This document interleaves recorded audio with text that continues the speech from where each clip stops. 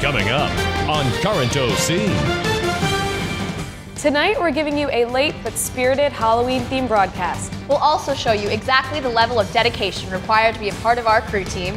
These stories and more, it all starts now on the Current OC.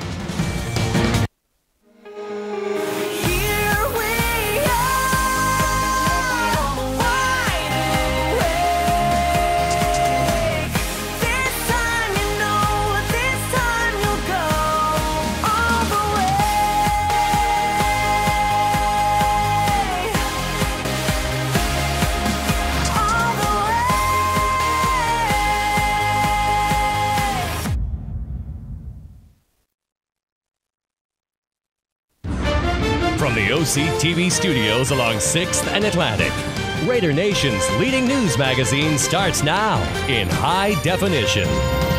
This is Current OC.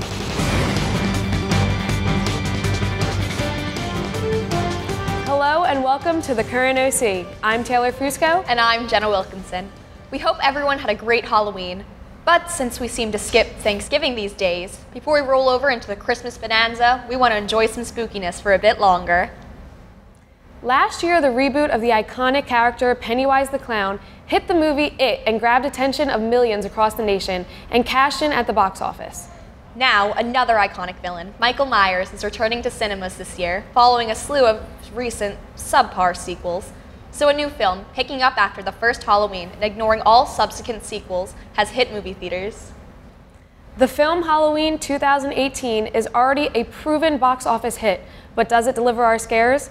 Our entertainment reporters have a review that not only examines this film, but compares it to its 1978 original.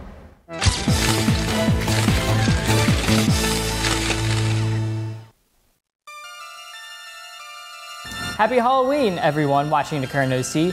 My name is Luke Leonetti, and today I'm going to be reviewing the 2018 sequel to John Carpenter's Halloween. Directed by David Gordon Green, this is not a reboot or a remake. Rather, according to Jamie Lee Curtis, it is a reimagining. It retcons the original Halloween sequels and the Rob Zombie version from 2007. This one, of course, concerns Michael Myers.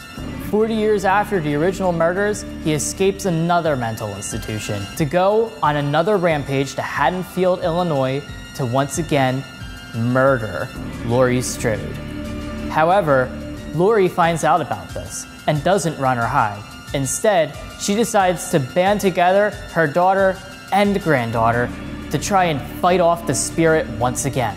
The cinematography, like the original film, is once again top-notch. Tracking shots following Michael where you really feel like you're in his point of view and really feel like you're about to watch him get his jobs done. The acting, once again, is great. Jamie Lee Curtis reprises her role of Laurie Strode, but instead of being the scared 19-year-old babysitter she used to be, she's now a bloodthirsty grandmother out to finally face her demons. And her granddaughter, Allison, picks up the role of the scared 19-year-old girl quite nicely. You feel like she could have easily played Laurie in the 1978 classic. But that's not to say the entire movie is perfect. The writing is good, but it has a weird problem of introducing characters only to completely forget about them. There's at least 2 characters who I thought were going to be a big deal in the climax, only to never show up for the rest of the film. But other than that, I think the movie is great. Now, how does it compare to the original Halloween? Well, let's get my buddy Eddie D'Amico to tell us all about it. You know, when I first saw the new Halloween commercial, I was like, oh boy, here we go again. I thought this was just going to be another mindless, fast cash grab for Hollywood. But I was completely wrong. This movie is amazing, a 10 out of 10 and a must-see. It brings back the nostalgia back in the day when the only thing you had to worry about was Michael Myers under your bed. Of course, it cannot truly be better than the original. What sequel ever is? But this is amazing and a must-see. They are so committed to the script that instead of casting a different actress as Laurie Strode, they casted Jamie Lee Curtis. It shows that they are committed to the script and committed to us as an audience. Amazing, must-see, 10 out of 10, and I would highly recommend it. watching that movie in theaters was some of the most fun and intense experiences I've ever had. It scared the living daylights out of my dad, and I was on the edge of my seat the entire time. I definitely recommend it for anyone a fan of horror movies and movies today. I give this movie 4 knives out of 5. This has been Luke Leonetti reporting for the Current OC. Whether your Halloween plans included trick-or-treating with friends or a good old-fashioned costume party, it's important to make sure all family members are included. No, we're not talking about your pesky little brother or sister. We're talking about man's best friend, of course. But why break the bank? Here are some do-it-yourself pet costumes. So easy, even Mr. Wheeldon could do it.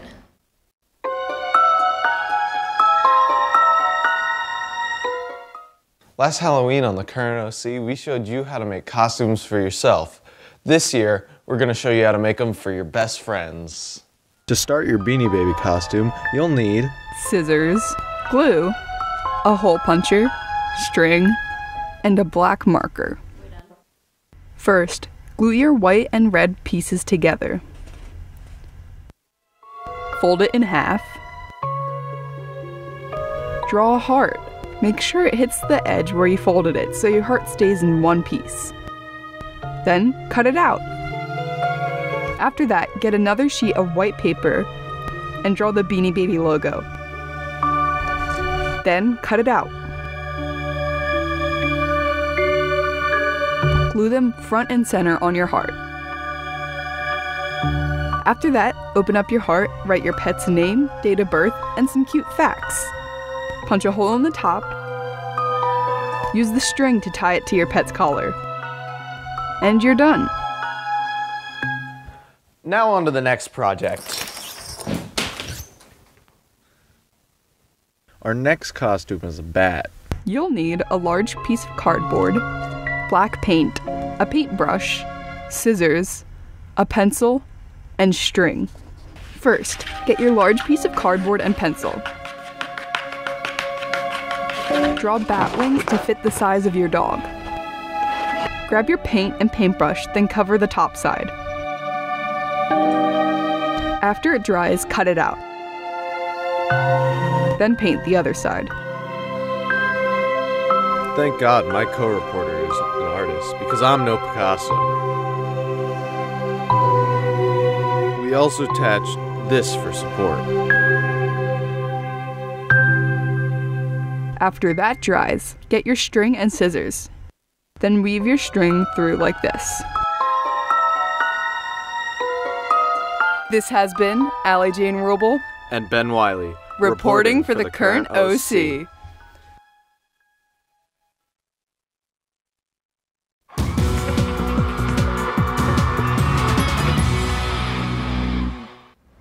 Sports are tough. Being a member of a team requires hard work and a boatload of dedication. What most of us don't realize is that sports don't end when the season does. Being a member of an athletic team requires year-round dedication. Claudia Sherbin has more.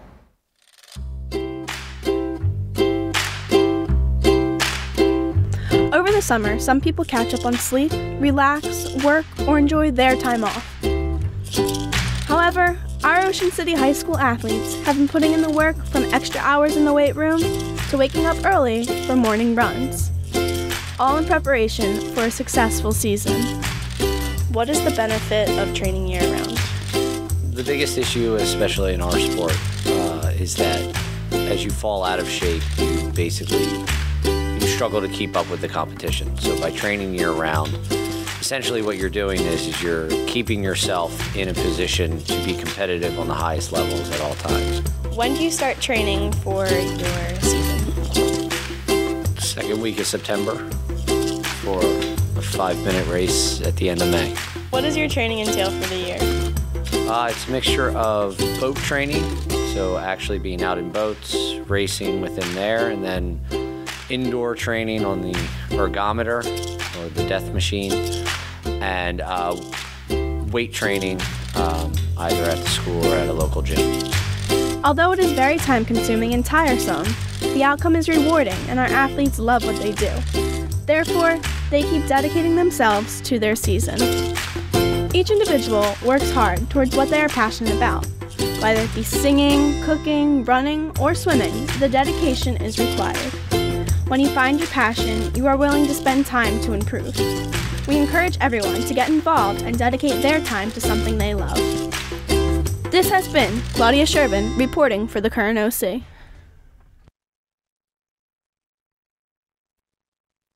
Hey Taylor, am I going crazy or was last week's weather report really weird? Well, that's Adam for you. Thankfully, Kayla Killian is back in the studio to put back some normality in our broadcast. Hey Kayla, will our weather be normal or is it going to be crazy, like our Adam?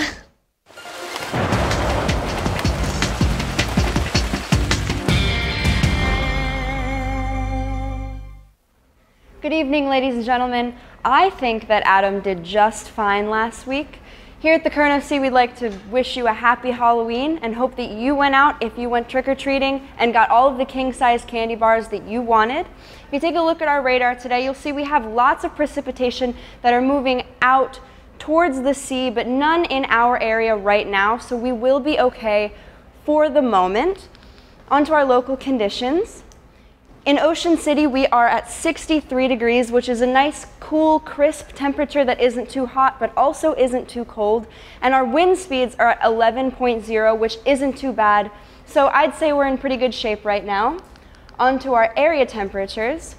All across New Jersey, we are seeing temperatures that are up in the 70s towards the north and down into the 60s as we get south towards Wildwood. These temperatures are pretty high for November, but that's okay because we will be cooling down in the near future. On to our weekly forecast.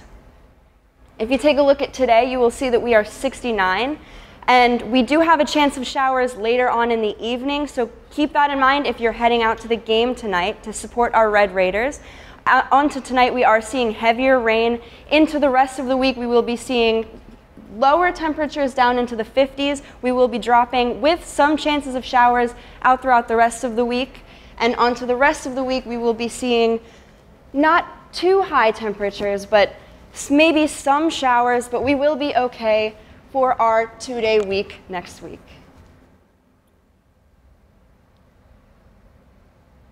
Look, Halloween is over. So that means, according to the resale tours, it's Christmas time. You're right. It's hard to believe, but most shopping malls had their holiday decorations up before October 31st. Maybe I should have been Santa Claus for Halloween. You could have stopped by my house because I was giving out candy. Before we go, just a friendly reminder that this weekend we fall back on Sunday morning. So, since that precisely happens at 2 a.m., you'll want to set your clocks back an hour before you go to bed on Saturday night. Well, that'll do it for us on this edition of the Current OC. Remember to log on and catch all of our shows and additional content by visiting oc-tv.org. We're also on Twitter, Facebook, and Instagram at OCNJTV, so be sure to like our page and follow us there too. On behalf of Jenna, Kayla, and myself, thank you for watching. Now enjoy some highlights from the annual Ocean City Halloween Parade. We'll be back early next week with another episode of the Current OC.